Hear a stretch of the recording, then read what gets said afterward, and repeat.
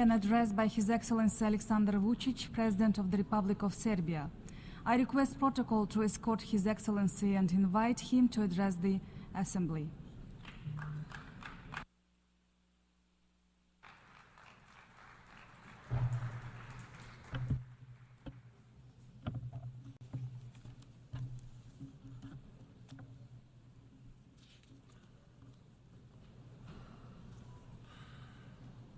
Madam President, Excellencies, ladies and gentlemen, Mahatma Gandhi said, "There is no path to peace.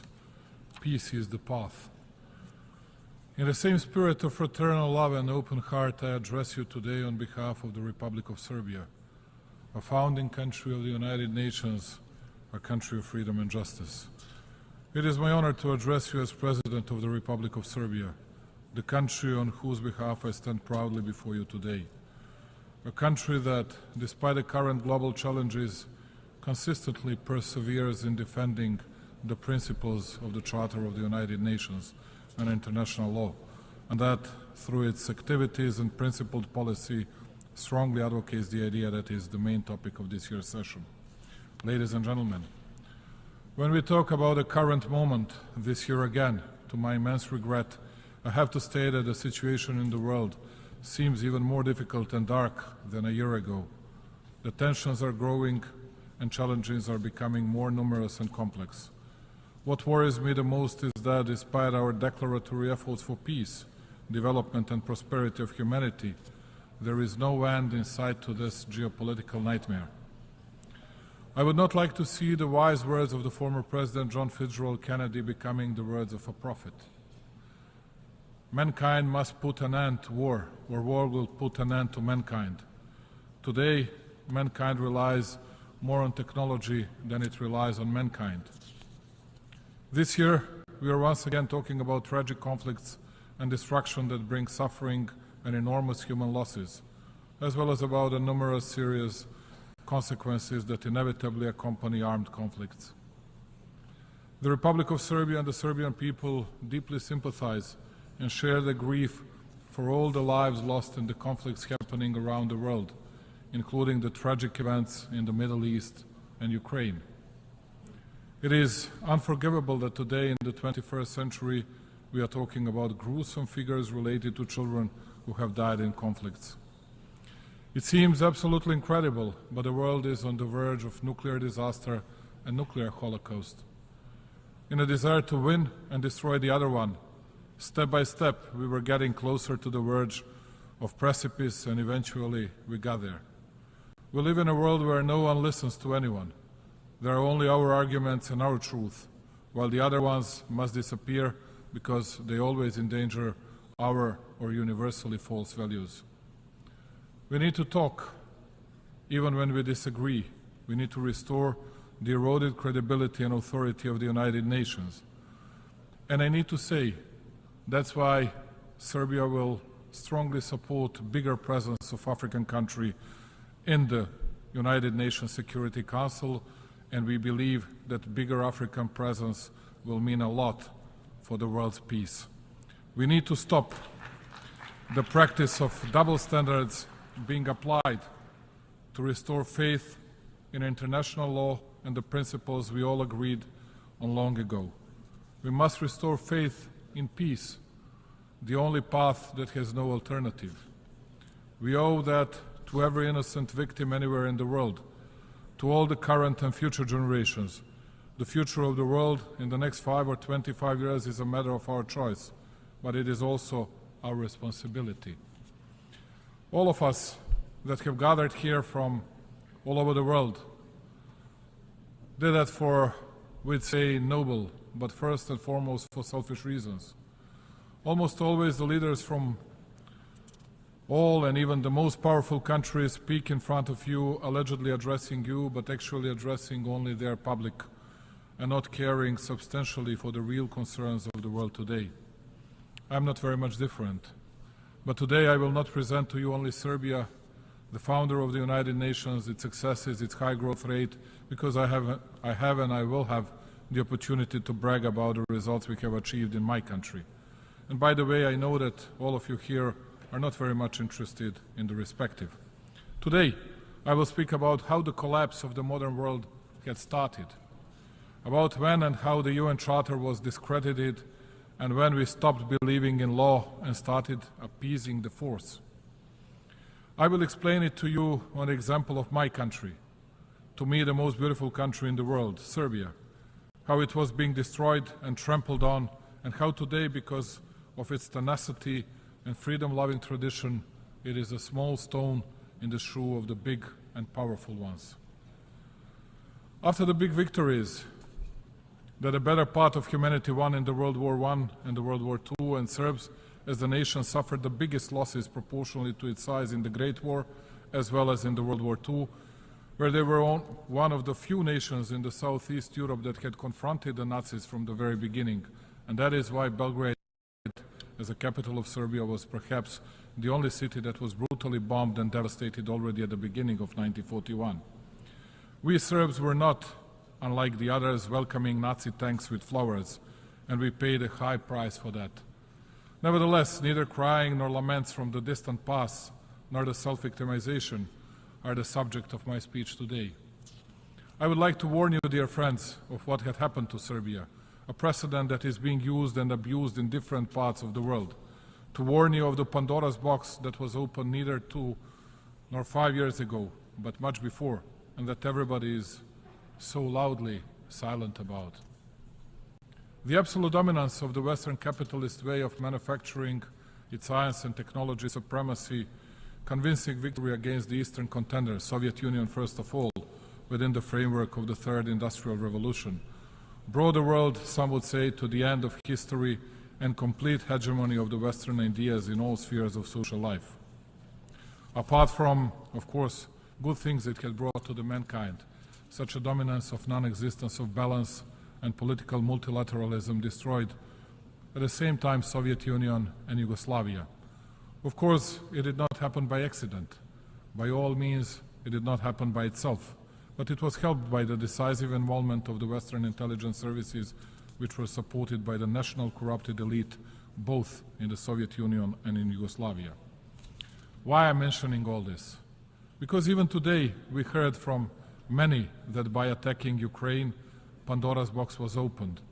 The undermining of international law took place, that it was the precedent not witnessed by Europe since the World War II. This is the utter untruth. Just to make things clear, Serbia supports the UN Charter, territorial integrity of Ukraine, and we did not question it for a moment, nor shall we. However, when the big leaders speak vigorously and ardently here about the need for Ukrainian freedom, about the observance of the UN and its Charter resolutions, I ask myself, why don't they observe the UN Charter and Resolution 1244 when it comes to the territorial integrity of Serbia, which in the strike of their own power in moments when they thought that they would violate the norms of international law the way they wanted, to the extent they wanted and so long as they wanted, because they had finally won against all the opponents, so it was possible for them to spill the rage upon one small nation and to relentlessly rush towards violation of all norms and regulations, not even trying to provide some explanations. That is why in 1999, here at the United Nations, they had tried to pass the decision on the attack and aggression against Serbia. And since the consent had not been reached, they had nevertheless taken the decision to attack, to bomb Serbia and commit aggression, because at that time they couldn't care less about the UN Charter, its resolutions and international law. They were uncontested power that did not ask anyone about anything, and they thought it would go on like that for hundreds of years. It was by accident that we, citizens of Serbia, were the ones who paid a high price. It could have been anybody else. Thereby, it does not even occur to me to say that we were angels and that there was no our responsibility in all that. But substantially, the destiny of one small nation, with no right and justice applied, was decided by the big and mighty Western powers. It is interesting that first they helped tear apart the big Yugoslavia along the lines of internal communist borders. Interestingly, Once they were finished with that, we thought it was the end, but there was no end. That is when they started with tearing Serbia independent, democratic, and internationally recognized country, member of the UN and the OSCE, and only Serbia. And today, please pay attention to it. They speak passionately about defense of alleged sovereignty of the states from secession and separatism until the next opportunity, when secession and separatism will be justified by the alleged humanitarian disasters and everything else that they will never accept as an argument in some other cases. And to give you the last example, dear representatives of the countries and nations worldwide, in this paper that I am holding in my hand, it is written that except for the forces under the control of the United Nations, in this moment those are KFOR, NATO forces, with which we have fair cooperation, no one can have armed forces in the territory of Kosovo and Metohija, which is in adherence with the Resolution 1244, part of Serbia. And those who committed the aggression against Serbia, who tried to separate a part of its territory, still try, convincing us that it is the only democratic and reasonable solution to secede Kosovo and Metohija from Serbia, and they have been providing arms on a daily basis to that what is today called the so-called Kosovo security forces, and what will already tomorrow become armed forces of Albanians in the territory of Serbia. And when we ask them, in accordance to which international document you do that?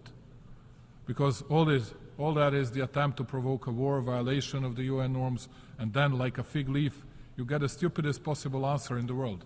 Well, we do not accept the UN Charter and the UN resolution because for us the situation is changed, because we recognize the independence of Kosovo 15 years ago. And what is their message to us, my dear friends?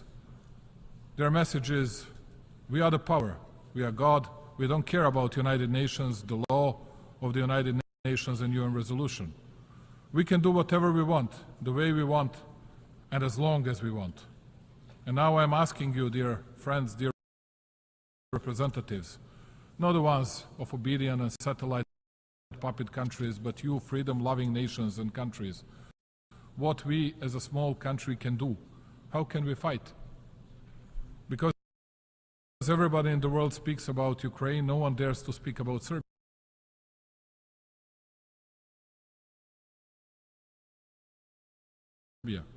And even if they do, they say how we will start the war in the Balkans upon the Russian order. And they have been lying all the time for more than 2.5 years. We are neither servants of Russia nor the United States of America. We have our own politics and our own interests.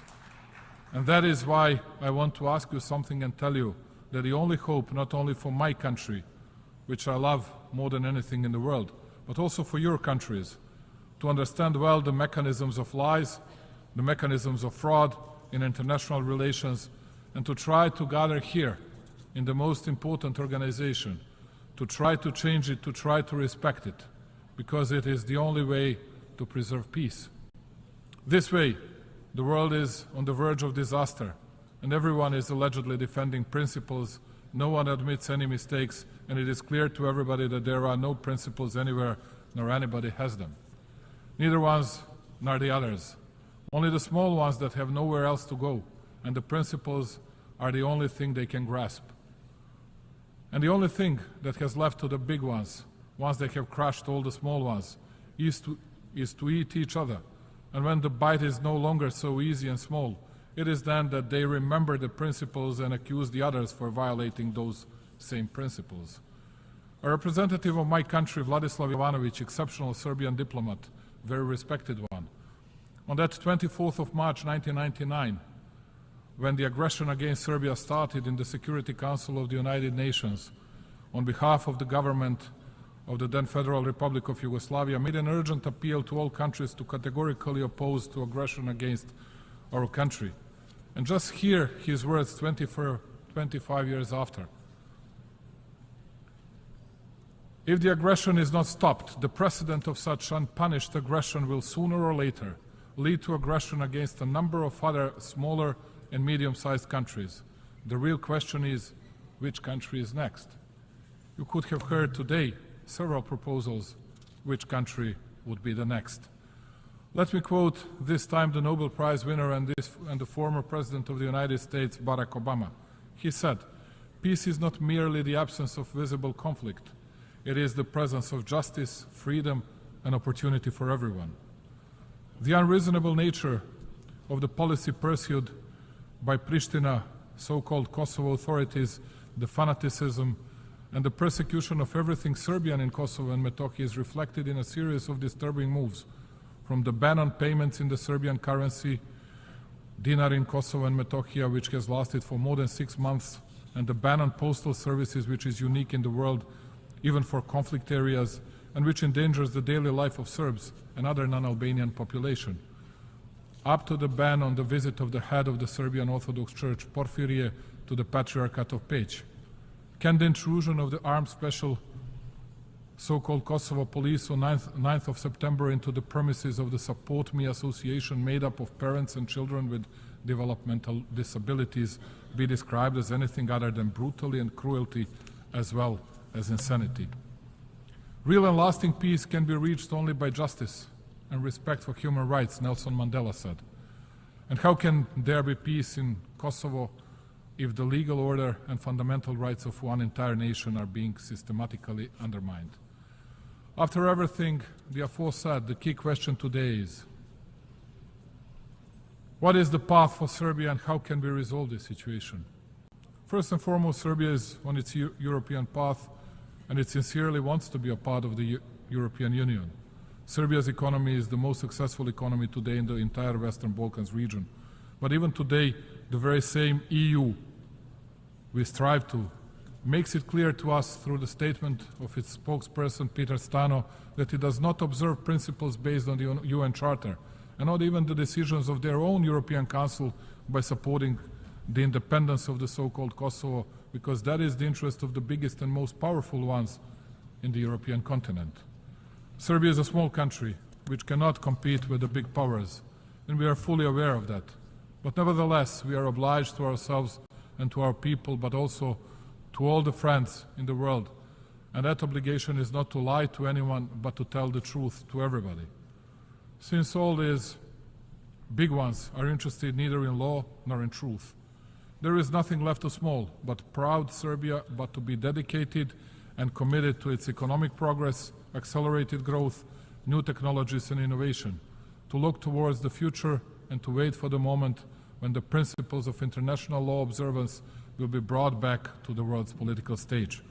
We will remain committed to the dialogue with Pristina and under the auspices of the EU, and we will fight to preserve peace.